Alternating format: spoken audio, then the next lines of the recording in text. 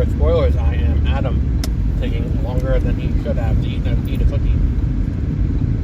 So, I said this morning we're going to talk about Love, Death, and Robots, Season 3, which I think is an underrated show.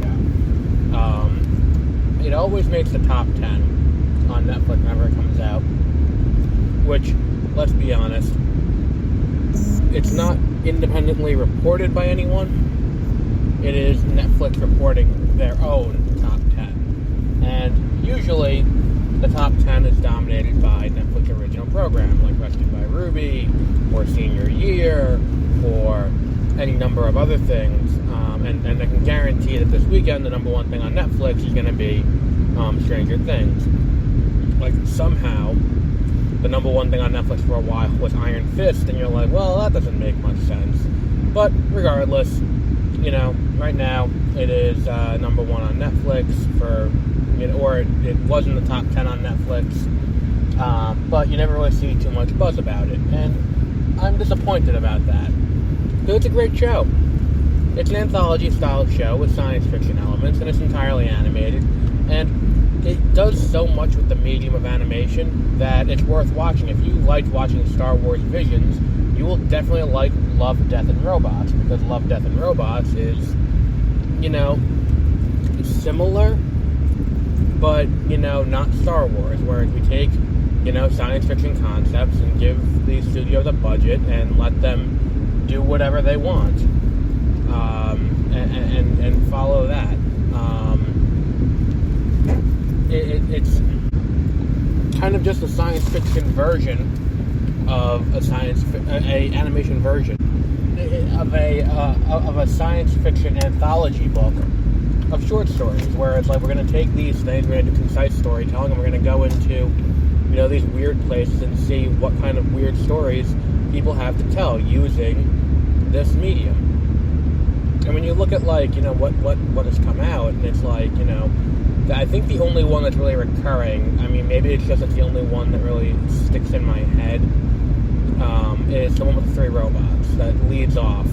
The 3 robots that are wandering around, the end of humanity, and looking at the various, the things that went wrong, and kind of doing an autopsy on why humanity died. Now, these have always been the most heavy-handed, I think, of the shorts that are in this collection, where it's the most outright political, in what it, in saying what it believes and putting it all out there on Front Street. I think that's not necessarily a bad thing. It's just something that if you're a more conservative listener, and let's be honest, if you're a more conservative listener, you're probably not listening to this. You probably won't get a kick out of it. And it is worth, it is, kind of amusing, and the characters are very endearing and all of that. The third one, which I'm forgetting the name of, but it's the one about the astronaut who crash lands on I think it's Io or Europa, or it's one of the moons of Jupiter, and has to make her way to evacuate the planet. It is my favorite of the batch. It is just so beautiful. And the animation is so well done and so unique and unlike anything that I've seen really anywhere else. You have to watch this. That's one that you should definitely watch.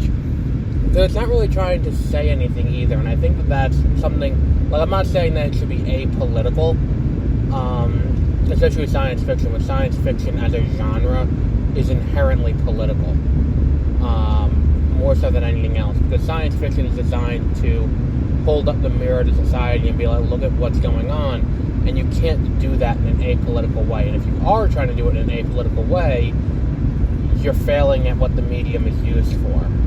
Because even things like Dune and things like, like Dune is very political work. Even to an extent, considering how science is politicized, looking at, Frankenstein, the OG work of science fiction, if you look at that and you go, and you look at what it is, it's, this question of what should man do, what is going too far when man looks at what takes up the role of what God should do. That's what it is. It's like, and that debate doesn't end. I mean, we still have that debate now with stem cell research and all of that. It's like, where does the line get drawn?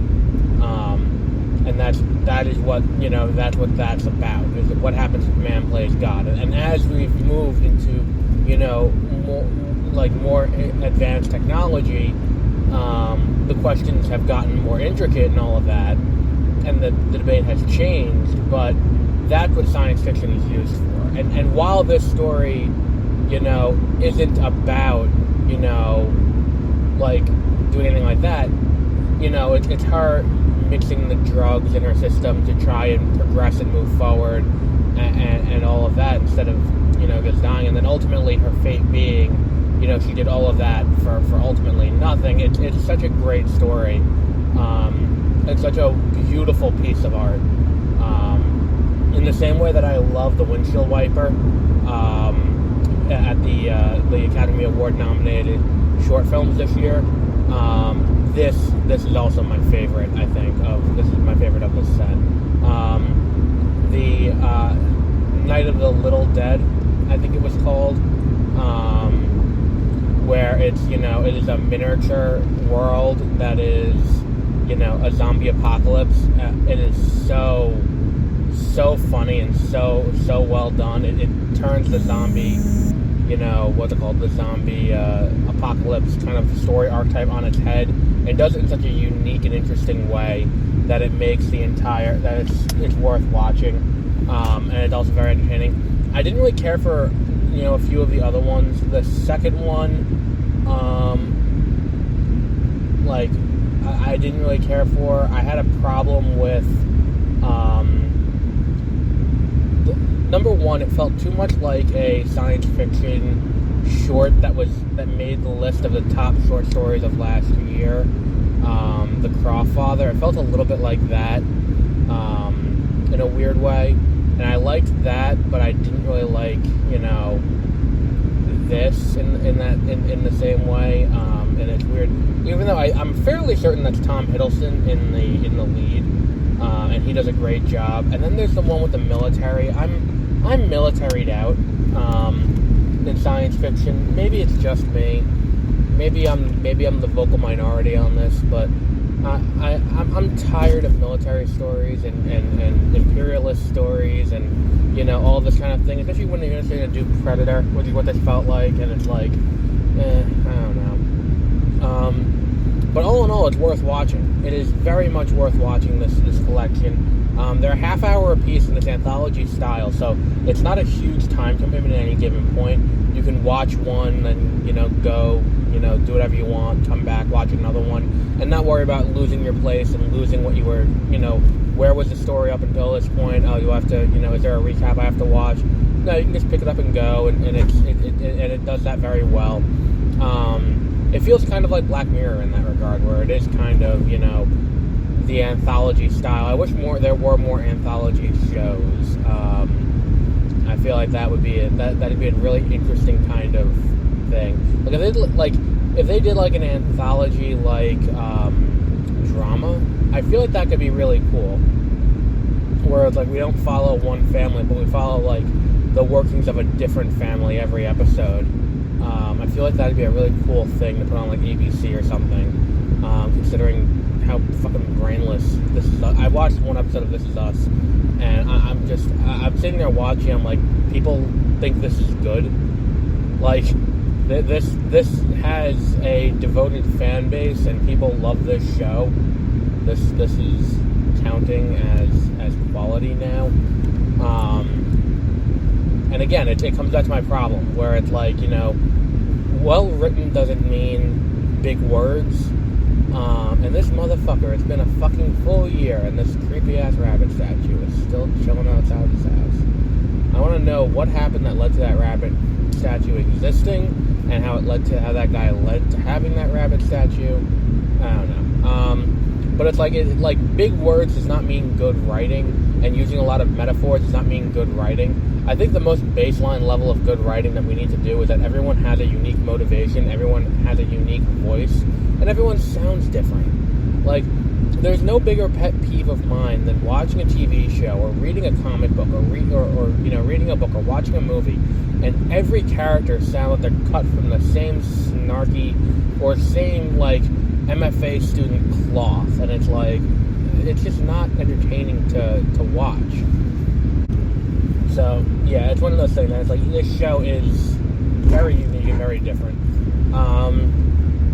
So we'll wrap up there for today. I think we've covered enough ground on this. It's an anthology show. If you like Star Wars Visions, give this a shot, because it has that same feel of we're taking something and we're giving everything. There is the motif of it being science fiction, so everything is either an alien or everything is something of that regard, robots or aliens or space travel, or everything is in that regard. And everything is, taking that approach, and because of that, everyone has their own spin on it. Everyone has their own take on that style of story, and it is just letting people tell that style of story. I think that, in a world where Tim Miller did not direct, did not direct Deadpool 2, and didn't direct, and did end up directing Terminator Dark Fate, I feel like this is the best use of his abilities, and I feel like he made out pretty well on this, working on this project and doing this and doing 3 seasons of it. It is so worth your time to watch, and it is go check it out. It's on Netflix, and you can watch it now. I mean, you can turn off this podcast right now and go and watch it, and I would recommend you do that. Tomorrow I'm going to discuss Men, unless I watch something else tonight, and then do a review of it. I still haven't gotten an advanced copy of Kenobi yet. I don't know if they're going to send it or not. I requested one with their little link that I have that you fill out to request advanced copies of their Disney Plus material. They did give it to me for Moon Knight, so I don't know if they're going to give it to me I requested for Miss Marvel. I requested for Kenobi. I'm gonna request for She-Hulk when She-Hulk comes out, is announced, or when that reaches their press site. I guess maybe I did it too early, but the thing is, no one else has released theirs either. There hasn't been a full press review or social media reactions even from media regarding the show, so it is possible they just haven't sent them out yet. And I don't remember how far out it was from Moon Knight's initial release that the press screener was in my email. I really got to take a look at that, and we'll be able to kind of guesstimate when we're going to have this available to be discussed on the show. So Men tomorrow, unless I watch something else tonight. Oh, Prehistoric World starts tonight. I might start that. Prehistoric World, the new Richard Attenborough or David Attenborough, whichever one wasn't in Jurassic Park. He's the narrator. So Men tomorrow morning, unless I see something else. And then late tonight we should have a reaction to the trailer for Kenobi. Unless the not Kenobi, Thor: Love and Thunder.